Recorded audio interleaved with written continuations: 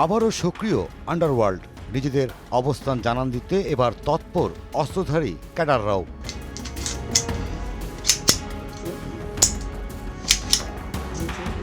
সময় টিভিকে দেওয়া এক সাক্ষাৎকারে আন্ডারওয়ার্ল্ডের একজন জানান, ভারত, পাকিস্তান ও মায়ানমার থেকে আসে সব ধরনের অস্ত্র।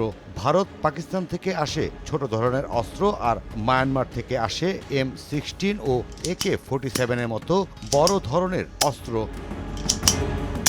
ভারত থেকে আসা অস্ত্রের চালান আসে আগরতলা, কুষ্টিয়া, চুয়াডাঙ্গা, মেহেরপুর সীমান্তে। সেসব চলে যায় অস্ত্র কারখানায়। এরপর চাহিদা মতো অস্ত্র চলে যায় আন্ডারওয়ার্ল্ডে। আর মায়ানমার থেকে অস্ত্র আসে পার্বত্য চট্টগ্রাম, নাইক্ষ্যংছড়ি, কক্সবাজার, এরপর চট্টগ্রাম হয়ে বিভিন্ন স্থানে। এক একটি অস্ত্র সরবরাহ করতে খরচ হয় 15,000 টাকা। 5টির কম অস্ত্র ডেলিভারি হয় না। সে হিসেবে এক একটি চালানে খরচ হয় প্রায় লাখ টাকা।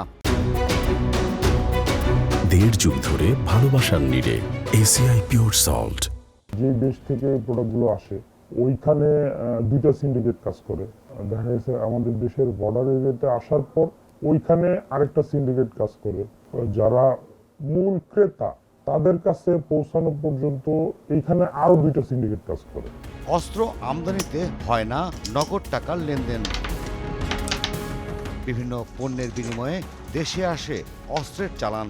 ভারত থেকে অস্ত্র কেনা হয় স্বর্ণের বার, ইলিশ মাছের বিনিময়ে। মায়ানমার থেকে অস্ত্র আসে চাল, ডাল, মশলা, আলু, পেঁয়াজ এসব পণ্যের বিনিময়ে। পুরো কারবারই চলে টোকেনের মাধ্যমে, যেমন ভারত সীমান্তে অস্ত্রের টোকেন ঘোড়া। এক একটা পণ্যের জন্য এক এক ধরনের টোকেন।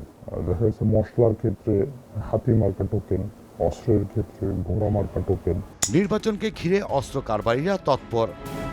এখন আমাদের প্রচুর চাপ, বিভিন্ন জায়গা থেকে দেখে ফোন আসে বা নির্বাচনী প্রচারণার জন্য দেখা যাচ্ছে আজকে এক জায়গায় প্রচারণা হবে, সেই 5 জন ছেলে লাগবে, 5টা হাতিয়ার লাগবে। দেখা যাচ্ছে সর্বনিম্ন 5 লাখ টাকা আমাদের দিতে হয়, তা নাহলে আমরা কোথাও যাই না। অস্ত্রগুলো কালেক্ট মোটামুটি আরো 6 মাস আগে থেকেই সবাই যার যার অনুযায়ী কালেক্ট করে ফেলছে। এখন কিছু আসতেছে, অল্প কিছু নির্বাচন অনুযায়ী যাদের দরকার তারা তো আগে থেকে কালেক্ট করে ফেলছে। এখন হয়তো গুলির চাহিদাটা একটু আছে। নির্বাচনের আগে আইনশৃঙ্খলা বাহিনীর সদস্যদের অস্ত্র উদ্ধার অভিযান আরও জোরদার করা প্রয়োজন। তা না হলে অস্ত্রের ঝনঝনানিতে ম্লান হয়ে যাবে গণতান্ত্রিক ভোট উৎসব। জেমসন মাহবুব, সময় সংবাদ, ঢাকা।